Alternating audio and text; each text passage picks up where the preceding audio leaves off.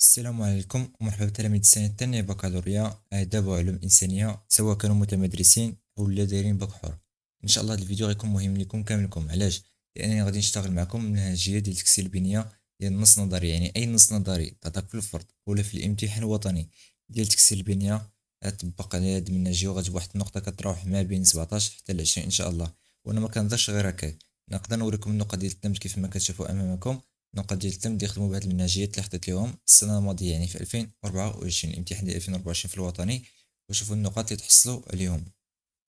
اذا باش بلا ما نطول عليكم اكثر، الا كنتوا اول مره كتشاهدوا هذه القناه او كتسمعوا هذا الصوت، ما تنساوش انكم تشتركوا فيها، تفعلوا زر الجرس باش يوصلكم اي فيديو حطينا على شكل نوتيفيكاسيون.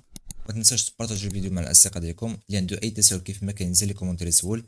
فالدال على خير كفاعله، حيت ان فوا كنشوفكم انكم كتفاعلوا مع الفيديوهات وكتبارطاجيوهم، هادشي كيشجعنا باش انا نزيدو نصايبوا فيديوهات ونشرهم لكم. اذا غير باش تكون في راسكم، اللي كان متبعني قبل راه غادي يعرف بلي راه شرحت لكم بلي راه النص النظري عنده غير منهجيه واحده. عطيتكم واحد المنهجيه غتخدموا بها احياء النموذج وسؤال الذات وتكسير البنيه وتجديد الرؤيه، وداكشي اللي غيجي من بعد في الدوره الثانيه.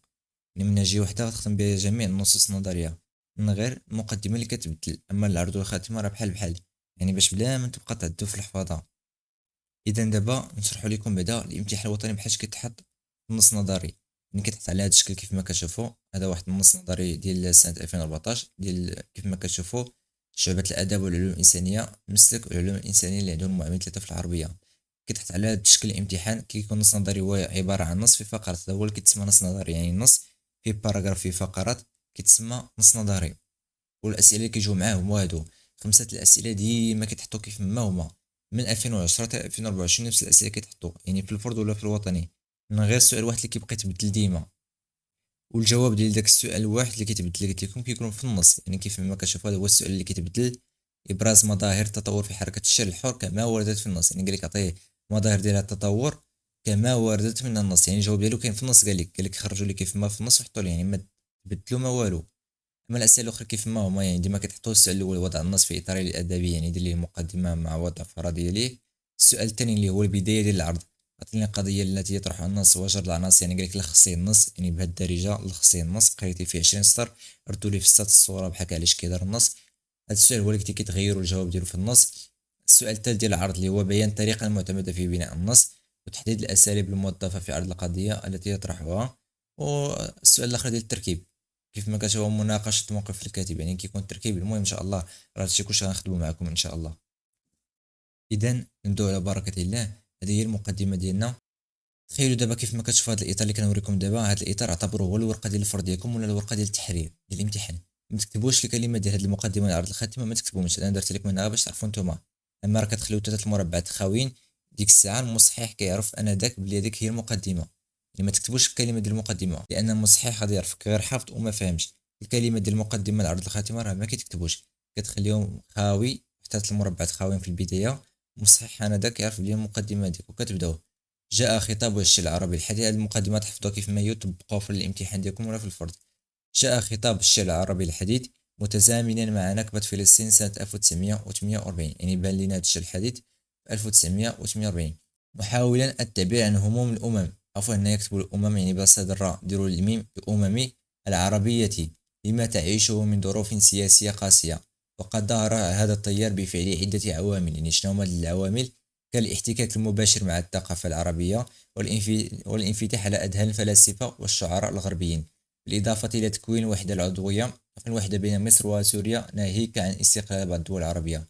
ومن بين أهم خصائص هذا التيار شمل الخصائص اعتماد نظام الأسطر بدل الأشطر، يعني هذا كيخالف إحياء النموذج وسؤال الذات. سؤال الذات هو إحياء النموذج كيعتمد على الأشطر، هادو تكسير البنية وتجديد الرؤية كيعتمدوا على الأسطر. إن شاء الله ملي غنبغي نخدم معكم النص التطبيقي غنشرح لكم هادشي بالبساطة باش كلشي يفهم. وكذا كثرة الانسياحات اللغوية والتنويع في الأوزان والقوافي والروي. ومن روادها، يعني شنو من الرواد ديال هذا تكسير البنية؟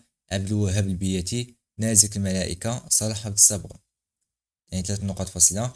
وقد اهتم النقاد والدارسون بهذه التجربة الشعرية من حيث التنظير لها، فكتبوا عنها عددا من النصوص والمقالات النظرية. ومن هؤلاء النقاد نذكر صاحب النص، يعني كنرجعوا للنص ديالنا كيف ما كتشوفوا كيكون في الأسفل ديالو هو اسم الكاتب، يعني مثلا هنا محمد زكي العشماوي، هذا هو اسم الكاتب، يعني غنجيو نكتبو هنايا الذي كتب عددا من النصوص النظرية من هذا النص الموجود بين أيدينا، وكديروا نقطة. دابا غندوزو للإشكاليات. هاد الإشكاليات نفسهم اللي عطاونا غنعاودو نطرحوهم من غير السؤال ديال المقدمة لأننا جاوبنا عليه. غنطرحو غير هاد الأسئلة الربعة اللي بقاو. كيف ما كتشوفوا هنا غنبدلوهم الصياغة، يعني بغيتو تخليهم كيف ما خليوهم، بغيتو ديروا بحال هادشي اللي درت ديروه. دورة ما القضية التي يعالجها الناقد وما عناصرها، علامة استفهام. كيف ما كتشوفوا حسب المطلوب قلت لك قرا الأسئلة بعدا ديال الامتحان باش عاد تجي تكتبهم. قرا الأسئلة هي الأولى كتكتب لك حسب المطلوب. السؤال اللي كيتغير وما هي، يعني كترجع السؤال اللي تغير وكتطرحه. مثلا وما هي ابرز مظاهر التطور في حركه الشيء الحر كما وردت في النص، وكدير علامه استفهام. كيف ما كتشوفوا السؤال الثاني متعلق بفهم النص. السؤال الثالث وما الطريقه المعتمده في بناء النص، وما الاساليب الموظفه في عرض القضيه المطروحه، وما مظاهر الاتساق في النص. دابا بزاف منكم غيجي يقول لي فين جبتي هاد مظاهر الاتساق في النص، راه ما كايناش في هذا الامتحان. باش تكون فراسكم هاد مظاهر الاتساق في النص غالبا كيعطوها لمسلك الادب. مسلك العلوم الانسانيه قليل، لان مسلك العلوم الانسانيه عندهم غير ثلاثه في المعامل.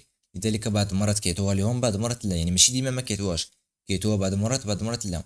اما مسلك الاداب كيعطوها لهم، يعني كيعطوهم كلشي، كيعطوهم الطريقه المعتمده والاساليب الموظفه، وكيف ما كتشوفوا مظاهر الاتساق في النص.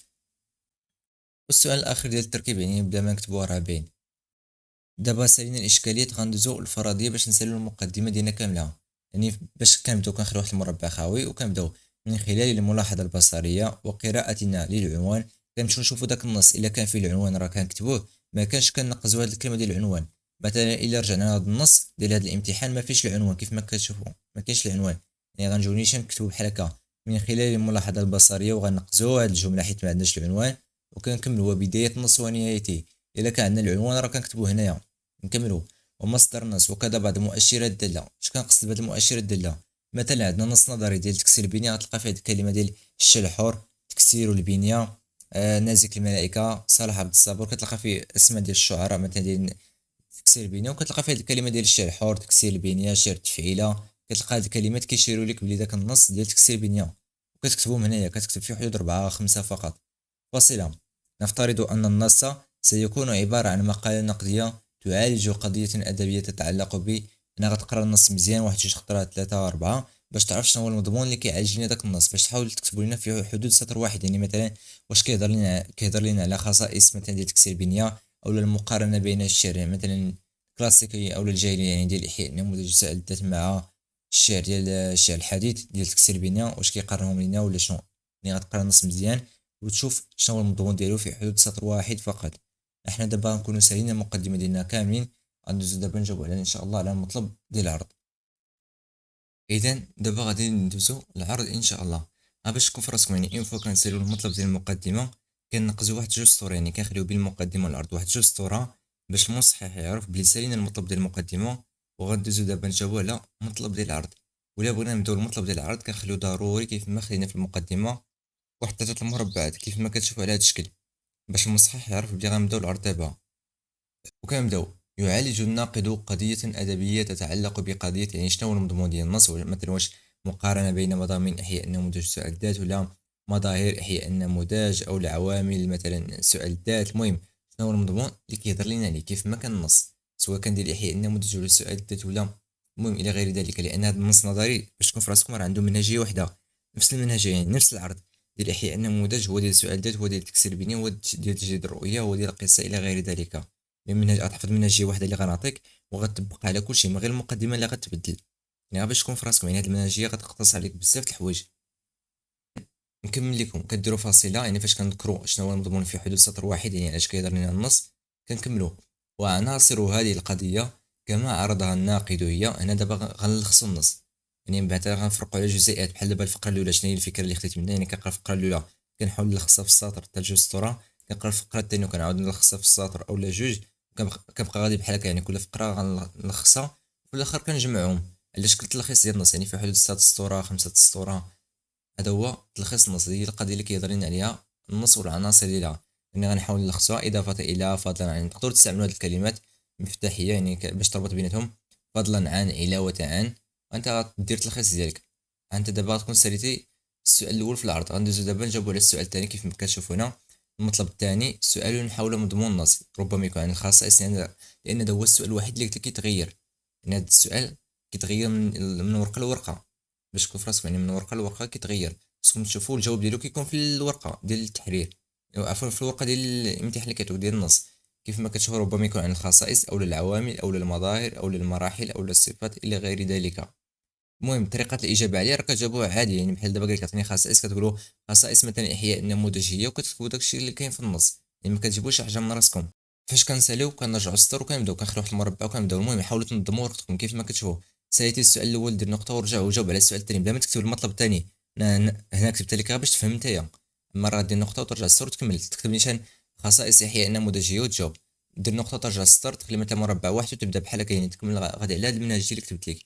غتبدا دابا غندوزو نجاوبو على السؤال. عفوا سالينا السؤال حول مضمون النص اللي هو السؤال الثاني كيف ما كتشوف في الفوق هنايا. دابا غندوزو الطريقه المعتمده في بناء النص، يعني هادو هما الاسئله اللي عطاوكم في ورقه التحرير اللي عطاوكم في ورقه الامتحان.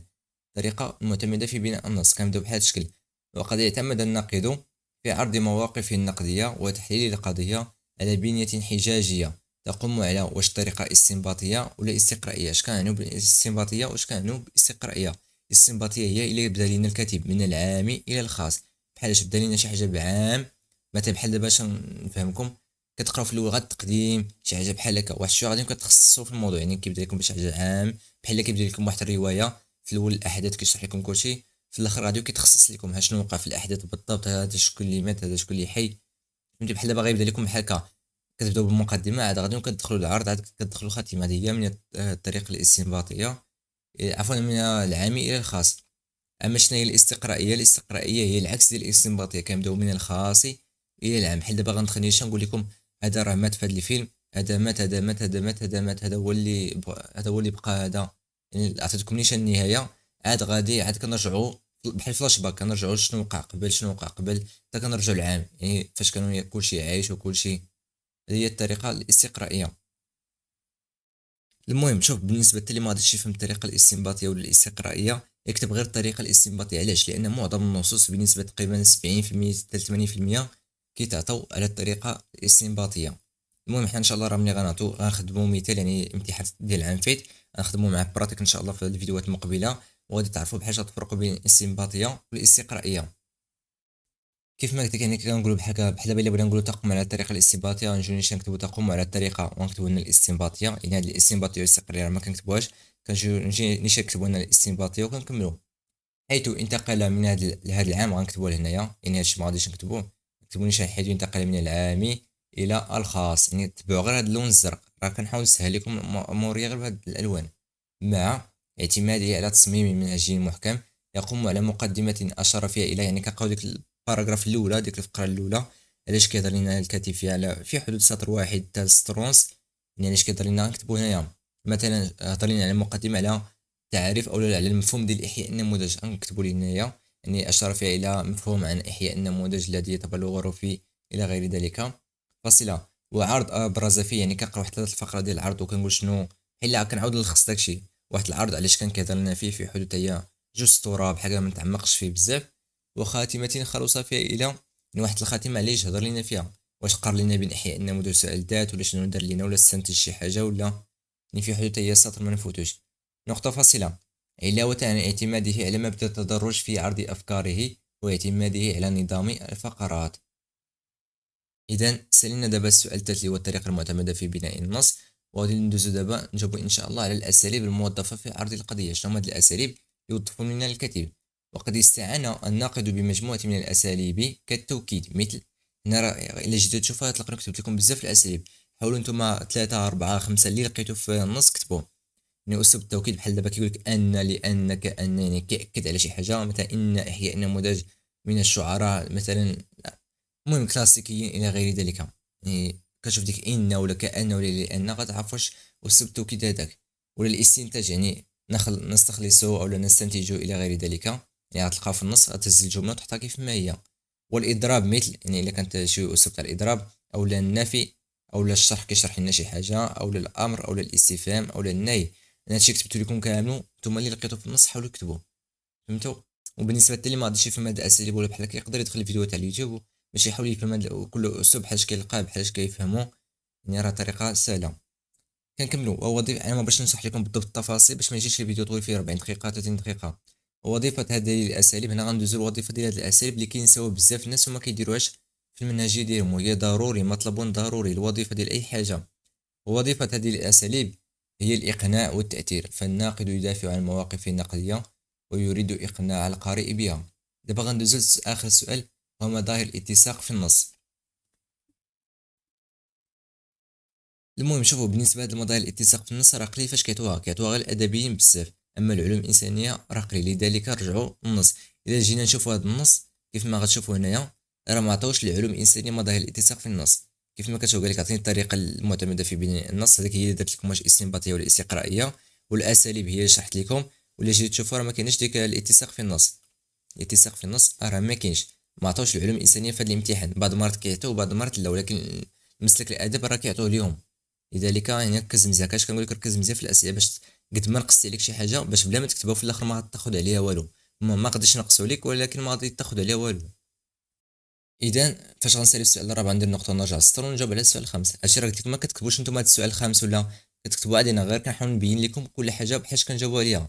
يعني ساليتي غترجع للسطر تخلي مربع واحد وتجاوب عادي، يعني باش تعطي واحد الجمال للورقه ديالك. كما وظف الكاتب بعض الاساليب التفسيريه. شنو هما الاساليب التفسيريه؟ كالتعريف، من خلال تعريفه لي مثلا لا عرف لنا شي شاعر، او لا عرف لنا مثلا احياء النموذج، او لا سؤال الذات، او لا اي حاجه عرفها لنا نكتبوها هنايا، مثلا من خلال تعريفه لاحياء النموذج الى غير ذلك. يعني كنقراو في النص كنشوفوا واش وظف لنا اسلوب التعريف ولا لا. اذا ما كانش وظفوا لنا راه ما كنكتبوش اسلوب التعريف، كنكملوا. والوصف الذي يتجلى في وصف، يعني الى وصف لنا شي حاجه، وصف لنا مثلا خصائص احياء النموذج، او لا وصف لنا مظاهر ديالها الى غير ذلك. والمقارنه، الى وظف لنا اسلوب المقارنه المتمثله مثلا في مقارنه الناقد بين احياء النموذج وعفوا وسؤال ذاتي.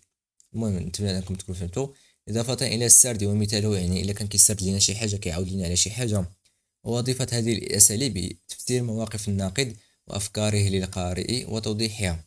نقطة، نرجع السطر. وقد وظف الناقد لغة نقدية واضحة، كما يعتمد على وسائل الاتساق التركيبي والدلالي والمعجمي، بتوظيفه لأدوات الربط كالعطف. اش كنقصدو بأنها كالعطف؟ يعني شي جملة فيها الواو، يعني سالت بنقطة وبادية بالواو. فهمتوا؟ بحال دابا مثلا ذهب محمد إلى المسجد نقطة وخرج منه، المهم يعني سالت بنقطة وبدات بالواو. كان كيف ما شفتوا هنا راه حطيت لكم الحرف الواو باش تفهموها. هذه هي العطف، يعني جمله معطوفه كتسمى معطوفه على ما قبلها، المهم سالت بنقطه او بفاصله وبدات بالواو. حاولوا كاع تقلبوا على ديك ديال النقطه، راه هي اكزاكت 100%. وتكتبوا هنا يعني جمله واحده فقط، نقطه. واعتمادي على الاحاله بالنوعيه، كذلك المقاميه. شنو هي المقاميه؟ المهم نتوما بلا ما تدخلوا هذا الكلام غتبعوا معايا باستحضار اسماء بعض النقاد والادباء. غتشوفوا داك النص ديالكم واش فيه شي اسم ناقد ولا ديال شي ادبي. يعني مثلا واش وظفنا اسم مثلا ديال احمد شوقي، المهم عطانا شي اسماء ديال شعراء او نقاد كنكتبوهم هنا، مثلا مثل بحال بواحد النص فيه احمد شوقي مكتوبين في هذه الاسماء.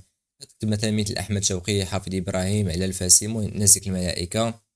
يعني داك النص يوظف لنا بعض الاسماء ديال شي كتاب نقاد ادباء كنكتبوهم هنا. والنصيه، والنصيه بنوعيها.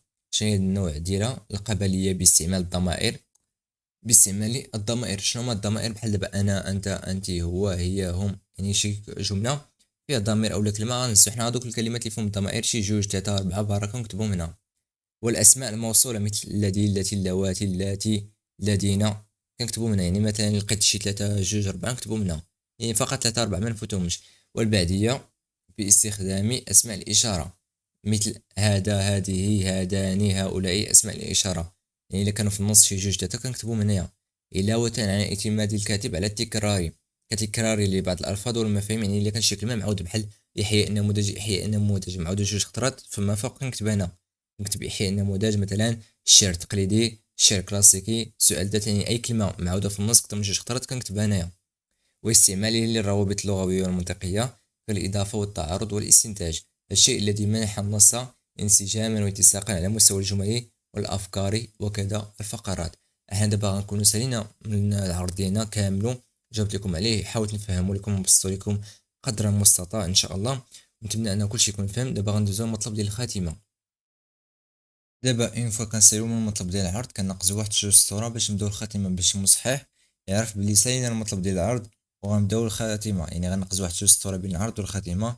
وإلا بغينا نبداو الباراغراف ديال الخاتمه كنخليو واحد 3 المربعات خاويين كيف ما كتشوفوا هنا، كنخليهم خاويين باش مصحح يعرف الخاتمه ديك.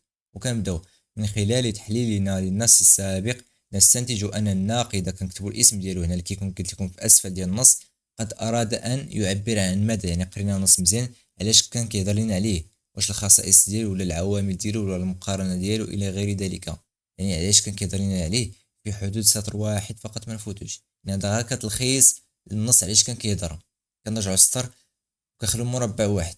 وقد نجح في ذلك باعتماده على أهم خصائص فن المقالة من تصميم منهجي محكم واعتماده على الطريقة. يعني دابا شنو الخاتمة شنو هي؟ كنلخصو شنو درنا في العرض، كنقول ليه ها شنو درنا ها شنو درنا ها شنو درنا. الا كنتي درتي الطريقة الاستنباطية غادي تقولي واعتمادي على الطريقة هاد الاستنباطية تكتبها هنايا، حيث انتقل من العام تكتب هادشي ما تكتبوش العام او الخاص ولا اجينيش تكتب حيث انتقل من العام الى الخاص، تتبع غير هاد اللون الزرق. الا كنتي درتي الطريقة الاستقرائية في العرض غادي تقولي واعتمادي على الطريقة الاستقرائية، هادشي ما تكتبوش الاستنباطية، ما تكتبنيش الاستقرائية هنا، حيث انتقل من الخاص تتبع غير اللون البرتقالي إلى العام. أنت ساليتي فاصلة. واتباعه على مبدأ التدرج ونظام الفقرات، إضافة إلى استعماله لمجموعة من الأساليب كالتوكيد والإضراب والنفي والاستنتاج والتعارض إلى غير ذلك. ممكن كما كتشوفوا أنا درت لكم مجموعة من الأساليب حتى عند السرد، درت لكم مجموعة من الأساليب. شوفوا نتوما الأساليب اللي درتو في العرض وذكروهم في الخاتمة. يعني باش تقولي مثلا درت أسلوب التوكيد ودرت الاستنتاج ودرت الشرط ودرت مثلا التعريف، يعني كتقولي شنو هو الأساليب اللي درتي في داك العرض. فاصلة. فضلا عن توظيفه للغة نقدية واضحة، هادشي غتكملوه. واعتماده على وسائل الاتساق التركيبي والدلالي والمعجمي كالربط والإحالة والتكرار، هادشي ضروري تكتبوه لأن أي نص كيكونوا فيه. وتوظيف أسماء الإشارة والأسماء الموصولة والضمائر. كترجعوا دابا السطر كتخليو مربع باش نديرو التأكد من صحة الفرضية اللي بزاف كامل ما كيديروهاش من دوك المنهجيات اللي كيهزوهم. وكل هذه الاستنتاجات تؤكد لنا صحة الفرضية السابقة. يعني الفرضية اللي درنا في المقدمة عندنا راه صحيحة، بأن النص عبارة عن مقالة نقدية عالجت قضية ماشي تعالجو، عالجت لنا، حيت دابا سالينا النص، عالجت قضية أدبية. وهي يعني شنو هو المضمون اللي كان كيهضر لنا عليه النص، شنو القضية كان كيعالج لنا، علاش كان كيهضر لنا في حدود سطر واحد فقط. يعني حاولوا تغيروا في التعبير ديال مثلا ديك الصياغة باش ما يكونش عندكم تكرار، يبقاو غيروا غير التعبير ديالها وصافي. دابا كنرجعوا ستا كنديروا مطلب المناقشة شنو هو، وهو مطلب يجدر على التلميذ إعطاء رأيه في النص وتعديل جوابه. يعني واحد هذا المطلب المناقشه كيخص التلميذ يناقش لنا. يعني مثلا كيعطوك في السؤال يا اما تناقش لنا شي قوله، يعني كيزيد لك شي مقطع من داك النص وكيقول لك ناقشوا لنا، اولا كيقول لك ناقش لنا النص كامل كيف ما شفتوا في هذا السؤال، قال لك ناقش موقف الكاتب. يعني انت كتعطي الراي ديالك في داك النص، واش متفق معاه في داكشي اللي قال ولا لا، وعلاش. بغيت تستدل بعض المواقف مثلا بعض النقاد او الادباء اللي يهضروا تما في داكشي، استحضرهم، ما عندك حتى شي مشكل. المهم ان شاء الله الا كتب راه غادي نحاول ندير لكم واحد فيديو تطبيقي على هذا المنهج ديال التكسير بلا يمشي امتحان وطني سابق، من كيفاش تجاوبوا كيفاش دير مطلب المناقشه. هادشي راه ساهل بزاف، غتجيبوا فيهم النقاط اللي جد مشرفه. ولا كنتي وصلتي معنا حتى لهاد اللقطه ما تنساش انك تبارطاجي الفيديو مع الاصدقاء ديالكم اللي عنده تساؤل كيف ما كينزل لي كومونتير يسول. وما تنساوش انكم تشتركوا في القناه وتفعلوا زر الجرس باش يوصلكم اي فيديو، حتى تبارطاجيو الفيديو مع الاصدقاء ديالكم. راه فالدال على خير كفاعله. والسلام عليكم.